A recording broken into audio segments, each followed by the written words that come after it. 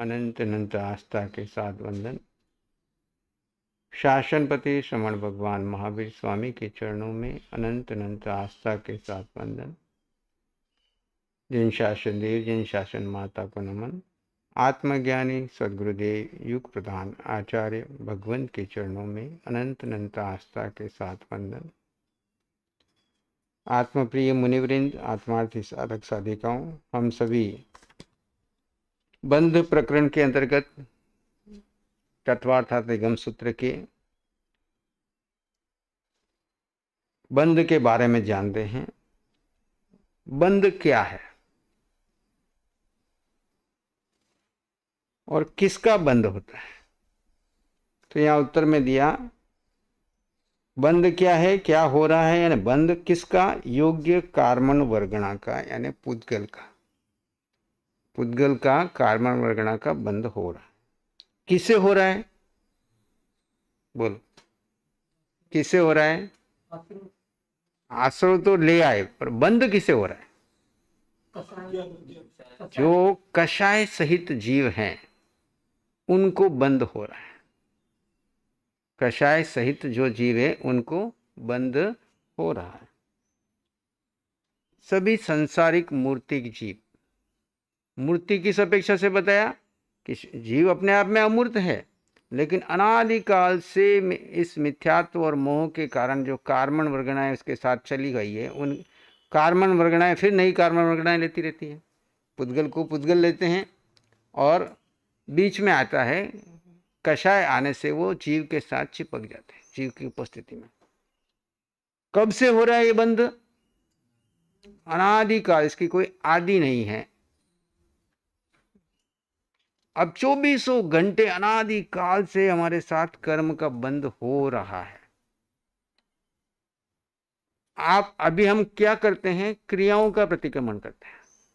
क्या करते हैं कि ये क्रिया मेरी विभाव में जाने से यहाँ बंधन हो गया होगा, यहाँ बंधन हो गया होगा, यहाँ बंधन, उन क्रिया का प्रतिक्रमण करके संतुष्ट हो जाते हैं, लेकिन उस विभाव अवस्था का प्रतिक्रमण नहीं कर पाते। जहां जहां विभाव में जाकर के, हम कषाय में जाकर के 2400 घंटे बंद चल रहा है। जब जब हम कषाय में हैं और विभाव में हैं। मिथ्यात्व क्या है? विभाव है, कषाय है। तभी भगवान कहते हैं मिथ्यात्व में 2400 घंटे जीव कर्म बंधन कर रहा है। जीव एक ही पाप करता है 18 पाप में, इसको सबसे बड़ा पाप बताया हमारे यहाँ। हिंसा, झूठ, चोरी, मैथुन, परिग्रह को इतना बड़ा पाप नहीं बताया। इसकी लिमिट है, कितनी हिंसा करो, कितना झूठ बोलो, कितनी चोरी करोगे। लेकिन जो मिथ्या दर्शन शल्य है ना, कांटा है।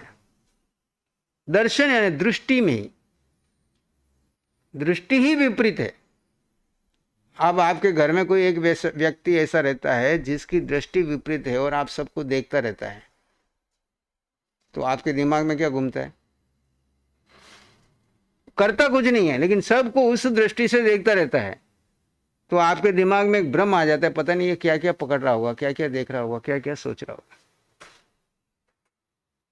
यहां पे भी कोई एक व्यक्ति ऐसा आ जाता है जिसकी दृष्टि विपरीत है, तो हम अपने आप क्या हो जाते हैं? सजग हो जाते हैं, पता नहीं क्या पकड़ के ले जाएगा यहां से, है ना। तो जब हमारी दृष्टि भ्रमित हो जाती है, दृष्टि विपरीत होती है, यानी आत्मा की ओर अभिमुख न होकर के पुद्गल की ओर अभिमुख होते हैं, उस समय में उस मिथ्यात्व के अंतर्गत, उस मिथ्या दर्शन शब्द क्या? दर्शन यानी धारणा, दर्शन यानी दृष्टि, दर्शन यानी श्रद्धा, है ना। तो जैसी श्रद्धा है, जैसी धारणा है, जैसी दृष्टि है, उसके अनुसार उसका 2400 घंटे बंधन चल रहा है। इसलिए सम्यक दर्शन का इतना बड़ा महत्व है कि तुम पहले सत्य को जानो और सत्य का दर्शन करो। असत्य जो तुमने पुद्गल को मैं मान के रखा है, उस भ्रांति से बाहर निकलो और सत्य पे श्रद्धा कर लो। जैसे ही सत्य पे श्रद्धा करते हैं, उसके बाद जो लगातार कर्म बंधन हो रहा है वो रुकेगा। फिर तो जब जब आप अविरति में जा रहे हो, जब जब आप कषाय में जा रहे हो, तब लगेगा। हम जैसे क्रोध आया तो हम उसी समय प्रतिक्रमण करते हैं, अहंकार आया तो प्रतिक्रमण करते हैं, लेकिन मिथ्यात्व का प्रतिक्रमण कितने कर रहे हैं बताओ? अब मिथ्या तो हम किसको समझते हैं? अभी आज के ज़माने में क्या चला गया, मंदिर में चला गया तो मिथ्या तो हो गया, दूसरे को दर्शन कर ले तो मिथ्या तो हो गया, है ना। वो धारणाएं फैला दी। अब रियल धारणा क्या थी?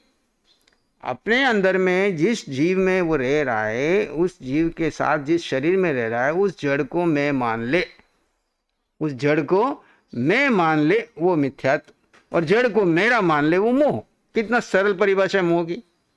जड़ को मैं मान ले तो मिथ्यात्व, और मिथ्यात्व भी मोह का ही एक भाग है। मोह कर्म के दो भेद कर दिए, एक दर्शन मोहनी, एक चारित्र मोहनी। दर्शन मोहनी के अंतर्गत आपने अपने को मैं मान लिया, यानी आत्मा तो कुछ जानते नहीं, जिस शरीर में रह रहे हो उस शरीर को ही मैं मान लिया। जैसे जिस परिवार को रह रहे उस परिवार को ही मैं मान लिया, है ना। जो नाम दे दिया वही मैं मान लिया। तो ये जो व्यक्तित्व है इसको मैं मान लेना मिथ्या दर्शन शल्य। और इस शरीर के अंदर रहते हुए इस शरीर के प्रति जो मेरेपन का भाव है, शरीर से जुड़ी हुई व्यक्ति वस्तु स्थान से मेरेपन का भाव है, उसके प्रति जो आसक्ति है ना, उसके प्रति जो लगाव है, उसके प्रति जुड़ाव है, वो हमारा मोह है। आज सुबह की देशना में आया कि एक बात को विशेष रूप से नोट करना। क्या कही थी?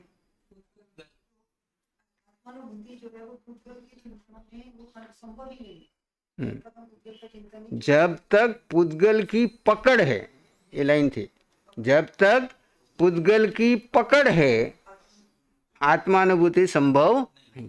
अब पुद्गल की पकड़ यानी क्या? मैं शरीर, मैं शीरीष मुनि, मेरा नाम, मेरा पद, मेरी प्रतिष्ठा, मेरे जो भी मैंने अपने से जोड़ के रखा है, अब ये पुद्गल को प्रति जो मेरी पकड़ है, मान तो लिया बुद्धि से कि पुद्गल अगर है, मैं अगर ऊपर, अंदर की जो लगाव है उसके प्रति पकड़ का है, वो छूटती ही नहीं। कहने के लिए तो बहुत बढ़िया सिद्धांत के ऊपर चर्चा हम खूब करते हैं, लेकिन जब प्रैक्टिकल लाइफ में आते हैं वहाँ पे हमारे से पकड़ छूटती नहीं है। वो पकड़ जब तक नहीं छूटेगी तब तक हम आत्मानुभूति में नहीं जा पाएंगे। वो आत्मानुभूति कब होती है? जब मोह नहीं होता। अब मोह कब होता है? जब आप पुद्गल की पकड़ से बाहर निकल करके आत्मा में जाते हैं। चाहे एक समय के लिए भी जा रहे हैं, 2 समय के लिए भी जा रहे हैं, 1 सेकंड के लिए भी जा रहे हैं, 2 सेकंड के लिए भी जा रहे हैं, जितनी देर जाओगे उतनी देर आत्मा का सुख अनुभव करोगे, आत्मानुभूति करोगे। फिर वापस भ्रांति में आ गए, फिर विभाव में चले गए, पुद्गल की पकड़ में चले गए, तो उतनी देर भूल गए। अब ये झूला है, घड़ी का पेंडुलम कैसा चलता है, ऐसा नहीं एक बार आपको संकेत होगी तो आप भगवान बन गए। ये तो जैसे घड़ी का पेंडुलम का झूला, कभी इधर कभी इधर कभी इधर। इसलिए अप्रमत्त गुणस्थान और प्रमत्त गुणस्थान में क्या अंतर है? प्रमादी तो बेहोशी में पड़ा हुआ है, और जैसे ही होश आता है वो क्षण उसका अप्रमत्तता का, फिर प्रमाद में जाता है, फिर होश आता है। अब धीरे धीरे उसको प्रमाद तो तोड़ता है, होश को बढ़ाता है। प्रमाद को तोड़ता है और होश को। हमारी साधना क्या चल रही है? यही चल रही है। सत्य को हमने जान लिया कि शरीर अलग है, आत्मा अलग है, बुद्धि से समझ लिया, धारणा में बिठा लिया, बार बार वाणी सुन करके उसको और परिपक्व कर रहे हैं, प्रैक्टिस कर रहे हैं, अभ्यास कर रहे हैं। जैसे ही प्रमाद यानी बेहोशी में जाते हैं तो हमारी जो आदत है वर्षों से, जन्मों की, अनादिकाल की, पुद्गल की पकड़ की, उधर उसमें सुख मानने लगते हैं, उसी में सुख ढूंढते हैं और उसी के साथ लग जाते हैं। जैसे ही होश आता है, अरे मैं तो आत्मा हूं, कहाँ चला गया, क्या सोच रहा है, किस मन के पीछे लग गया, किस बुद्धि के पीछे लग गया, किस संस्कार के पीछे लग गया, कहाँ तो भूतकाल में चला गया, कहाँ तो भविष्य काल में गया। अपने आप से बात करो ना, बहुत सारे लोगों से बातें कर ली, अब अपने आप से बात करो, मैं कहाँ जा रहा हूं। खुद के साथ खुद के गुरु बन करके खुद को चेला बनाओ। आत्मा ही आपकी गुरु है, और ये शीरीष मुनि नाम का चेला है जो दिन भर गड़बड़ करता रहता है, कभी इधर जाता, कभी इधर जाता, कभी इधर जाता। किसके पीछे लग गए? मन वचन काया के पीछे लग गए। और जब आत्मा होश में आ जाती है तो ठिकाना आ जाता है 1 सेकंड में, और जैसे ही वापस उसके पीछे लग जाता चला जाता है। अब ये 2400 घंटे होमवर्क है, अब आपके पास फुर्सत कहाँ है? काम कितना बड़ा है? एक तरफ अनादिकाल का इतना बड़ा कर्म का ढेर पड़ा हुआ है, इतनी आदतें पड़ी है, इतनी वृत्तियां पड़ी हुई है, और दूसरी तरफ हमारे पास होश है।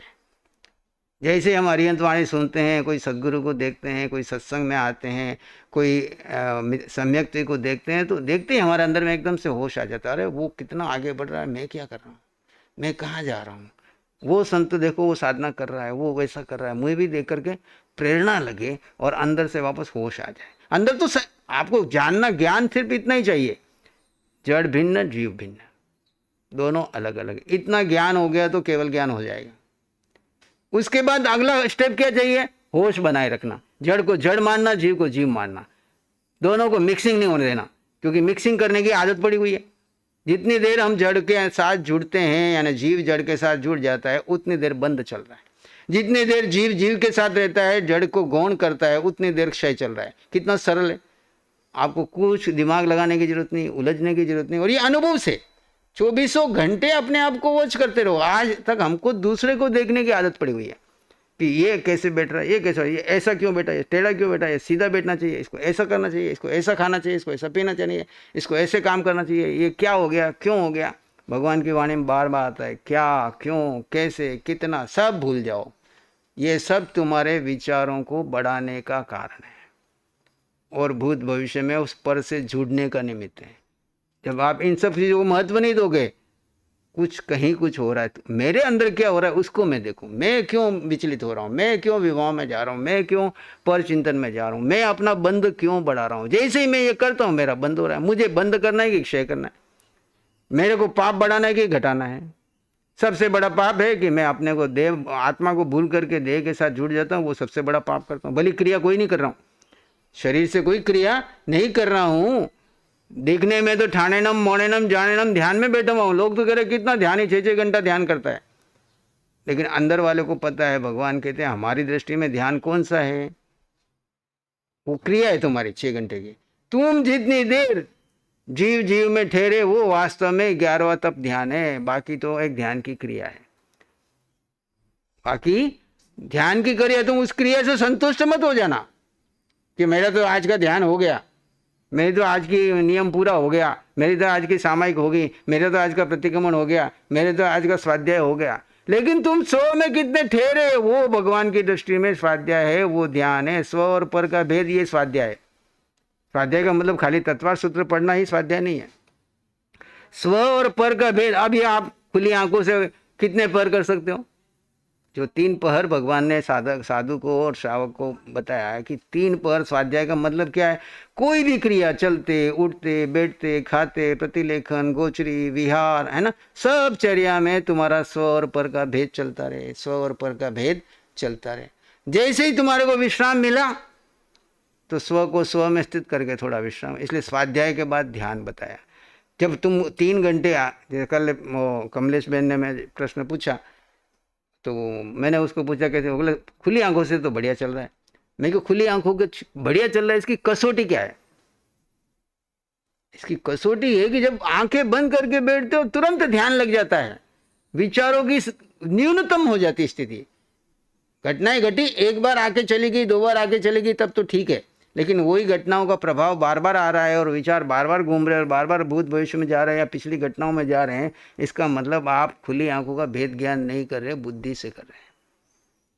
ये कसौटी है, चेकिंग है। आप अपने आप की चेकिंग करो कि मैं अपने आप को खुद को माया तो नहीं कर रहा हूँ, खुद के साथ ही चलो मैं तो खुली आंखों से इतने घंटे ध्यान कर लेता हूँ, बंद आंखों से भले हो या ना हो। भगवान कहते बंद आंखों से तुम चाहे भली 24 मिनट भी बैठे हो और 24 मिनट में तुम्हारा बैठते ही ध्यान लग रहा है और 24 मिनट में तुम 15 मिनट 20 मिनट निर्विचार रह रहे हो, तो समझ लो तुम्हारा खुली आंखों का ध्यान सही चल रहा है। तुमने 48 मिनट की भी एक सामायिक की और उसमें ज़्यादा समय तुम्हारा निर्विचारता का आ रहा है, तो इसका मतलब सही दिशा। तो तुम्हारा स्वाध्याय भी काम कर रहा है, तुम्हारा भेद ज्ञान भी काम कर रहा है, तुम्हारी अन्य क्रियाएं भी काम करिए। धार्मिक क्रियाओं के लिए कहीं मना नहीं किया कि सामायिक मुंह पट्टी लगानी नहीं, कि ये उपवास करना नहीं, कहीं मना नहीं किया। भगवान कहते क्रिया से विरोध नहीं, पर केंद्र बिंदु आत्मा रहनी चाहिए। तुम खाली क्रिया से तृप्त हो जाओ और आत्मा तक जाओ ही नहीं, तो फिर खाली तुम अपने आप के साथ वो क्रिया करके तृप्त हो रहे हो। जैसे एक बच्चे में क्षमता है 90% मार्क्स लाने की, लेकिन वो 40% पे ही संतुष्ट हो जाता है, तो कभी वो 90% की मेहनत करेगा? लेकिन जब तक आपको ये मालूम पड़ा कि मैं यहाँ पे नहीं बढ़ रहा हूँ, तो आप पुरुषार्थ करोगे, बार बार पुरुषार्थ करोगे, बार बार पुरुषार्थ करोगे वहाँ तक कि नहीं मेरी क्षमता है सिलसिला जाने की। कितनी क्षमता है हमारी? कितने लोगों की है? सामर्थ्य सब में है, लेकिन हम वो इतनी सी चीज से संतुष्ट हो गए। अब ध्यान के लिए कितने अभ्यास की जरूरत है? जैसे आपने एक भाषा सीखने के लिए एक बच्चे को भाषा सिखाते हो, स्कूल भेजो ना, LKG से लेकर के 6ठी 7वीं तक। तो भाषा सिखाने के लिए कितनी मेहनत करते हैं। स्कूल में टीचर मेहनत करता है, यहाँ पे ट्यूशन वाला मेहनत करता है, बच्चा खुद मेहनत करता है, आप उसके साथ मेहनत करते हो। कितने सालों की मेहनत के बाद उसको भाषा लिखनी पढ़नी आती है। एक सिंपल भाषा सीखने के लिए इतनी मेहनत करते हैं। अब आप ध्यान के लिए आप कितनी मेहनत कर रहे हो, ध्यान के लिए कितनी मेहनत कर रहे हो। सुबह शाम आधा आधा घंटा 1 घंटा निकाल के तृप्त हो जाते हैं। एक म्यूजिक आदमी सीखता है तो वो कितना टाइम लगाता है म्यूजिक के ऊपर, दिन रात उसी में घूमता रहता है, धुन में घूमता रहता है। हमारा शुभम मुनि जब भजन कोई नया आ जाता है उनके हाथ में तो घुमाते रहते। मैं ये क्या कर रहा है, तो बोले यही हमारी रियाज है, यही हमारी रिहर्सल है, बार बार ऐसे एक एक क्रिया के ऊपर हम इतना समय देते हैं। तो ध्यान के ऊपर कितना समय दे रहे हैं जो हमको परम मोक्ष देने वाला है, जो हमको मुक्ति देने वाला। जब तक हम समय नहीं देंगे, जब तक हम अभ्यास नहीं करेंगे, जब तक हम प्रैक्टिस नहीं करेंगे, तब तक रिजल्ट कहां से आएगा। कोई भी अभ्यास हो, आप व्यापार करते हो तो व्यापार में कितना समय देते हो, कितनी प्रैक्टिस करते हो, कितनी वो लगाते हो, तब जाकर के। आप घर चलाते हो, घर में कितना समय देते हो। अगर वहां पे समय नहीं दो, अभ्यास नहीं दो, परिवार को अटेंड नहीं करो तो आप फेल हो जाओगे, है ना। तो जिस क्षेत्र में आप जा रहे हो, अभी हमने ध्यान का क्षेत्र चयन किया है, तो इसके लिए हमको अभ्यास की जरूरत है। अभ्यास यही है कि बंद हो नहीं, क्षय की धारा चलती रहे। अब ये स्वाध्याय क्यों करा रहे हैं, इसके पीछे है और कुर्सी एक खोल दो पीछे कुर्सी पर।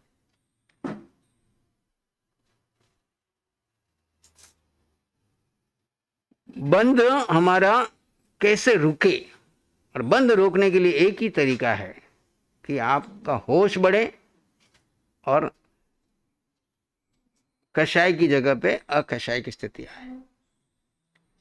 तो कर्म बंध का चक्र कैसे चल रहा है। पूर्व में बंधे द्रव्य कर्म का जब उदय आता है, अब अनादि से कर्म चल रहे हैं, पूर्व में बंधे हुए द्रव्य कर्म का जब उदय आता है, तो उदय आता है तो क्या होता है, नवीन द्रव्य कर्म का बंध होता है। जब पूर्व में बांधे हुए जो कर्म का उदय आता है, तो उस समय में अगर जीव भाव कर्म करता है, विभाव में जाता है तो नए कर्म का बंधन करता है, नहीं तो स्वभाव में रहता है तो नहीं जरा करता है।